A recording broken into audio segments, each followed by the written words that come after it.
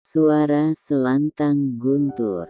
Ia kuat, tubuhnya tidak tergores sedikit pun, tidak juga memar kemerahan dan lebam kebiruan.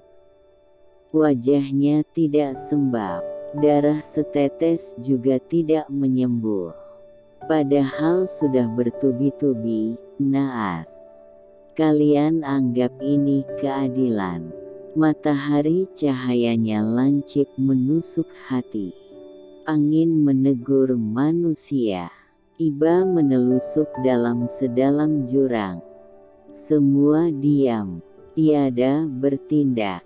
Kemudian seseorang yang memegangi batu besar seukuran bola, menimpukannya dan tepat mengenai wajahnya. Ia yang sedang berjongkok dan kedua tangannya bertumpu pada bumi terpental, kejam. Rasain tuh. Kemudian ia sempoyongan dan menggeram. Tapi lagi-lagi tiada luka sedikit pun, tidak kemerahan dan kebiruan juga, aneh. Kalian melanggar hak asasi manusia tahu tidak? Hei orang-orang keparat, teriakannya meledak-ledak, sehabis tersungkur ia terduduk di topang lututnya. Suara itu guntur yang bergemuruh, mengkilati langit hati kami, menamparkan pohon-pohon yang tumbuh di sana. Pohon yang memberi oksigen pada makhluk-makhluk dan membersihkan udara. Pernah kubuka WhatsApp, melihat story teman-teman, hingga sampai pada kontak bernama Bagas 30 menit yang lalu. Video berdurasi 30 detik.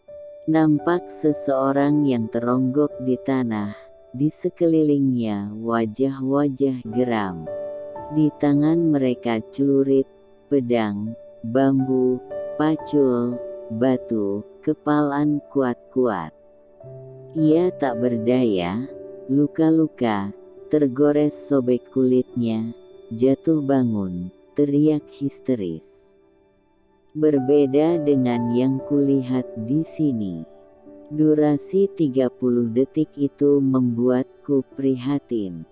Lengang beberapa detik di sini membuatku merinding. Kalian semua ingin membunuh dan menyiksaku kan? Coba saja. Engkau yang cari masalah di sini. Sentak salah seorang yang memegang stik golf. Motor itu tidak seberapa daripada nyawa manusia, bodoh. Tambah jadi geramnya. Angin berlarian ke arah barat. Teriakannya makin meledak. Awan hitam merubung di langit. Kalian membunuhku sama saja membunuh nyawa seluruh umat Islam di dunia. Lebih kejam mana? Aku atau kalian? Langit kelam. Angin berlarian. Cuaca seakan merasakan kepedihan orang itu. Bukan sakit fisik tapi perasaan. Kenapa kalian merasa puas ketika menghajarnya? Bukankah dia manusia bukan binatang? Apa jadinya saat dia tidak punya kekuatan itu? Mati konyol boleh jadi. Mereka tidak kejam, mereka hanya berang. Muka mereka semerah banteng. Kalau setan sudah merasuki mereka dan berpikir, kalau dia tidak diringkus, besok atau lusa akan melakukan hal yang sama. Itulah bisikan setan. Tak lama sebuah mobil merapat, berwarna putih, kecuali pada bagian kap penutup dan pintu yang berwarna biru dan bergaris-garis lengkung merah. Di atap mobil bagian tengah kedap-kedip lampu sirine berwarna biru dan merah. Bunyi, niung-niung, menyapa telinga. Merambati getar pada kulit ketika mobil itu merapat. Dua orang berseragam coklat muda, bercelana hitam, berperawakan tegap, keluar dari mobil. Kemudian salah satunya menodongkan pistol simbolisnya dan yang satunya nampak mawas. "Jangan bergerak. Anda kami tangkap atas pencurian yang telah Anda lakukan." Si penodong pistol berbicara mengancam. "Apakah ini yang kalian sebut keadilan?" balas orang itu tanpa gentar.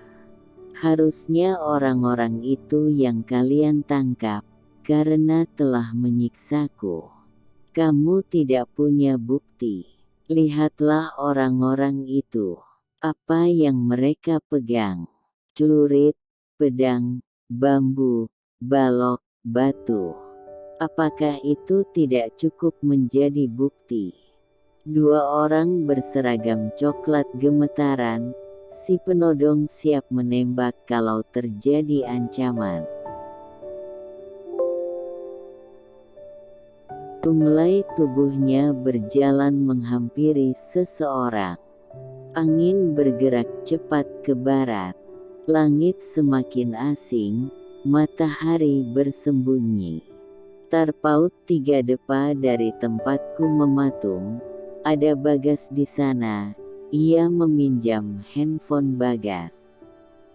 Kemudian kubuka WhatsApp, story 3 menit yang lalu, Bagas, video berdurasi 30 detik dengan caption, "Manusia berkekuatan super."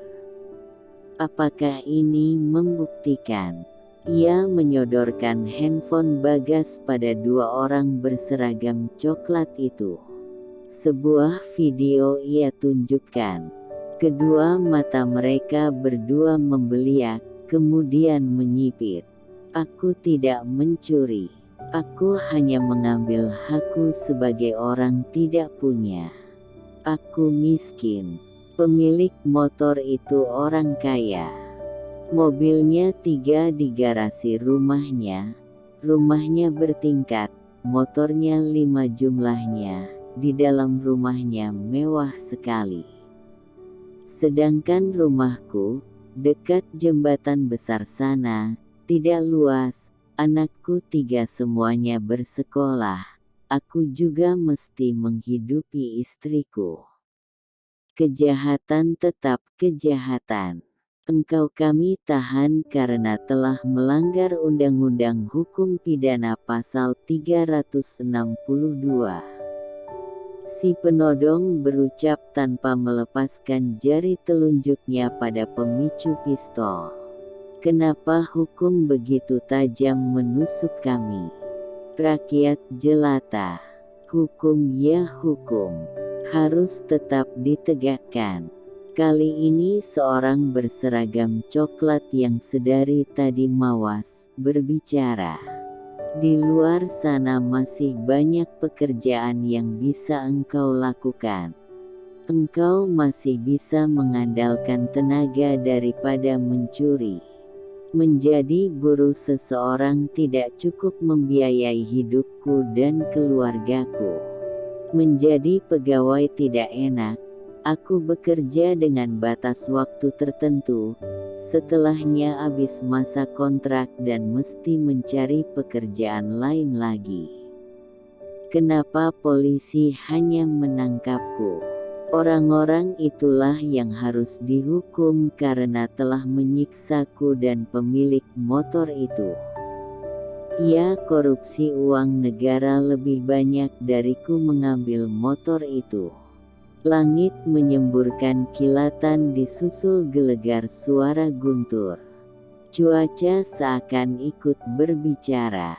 Drama ini masih berlangsung. Aku dan orang-orang bergeming, pencuri dan polisi adu argumen. Suara pencuri itu selantang guntur, menyampaikan apa yang dianggapnya benar. Suara polisi itu setebal angin, meluruskan ungkapan pencuri itu.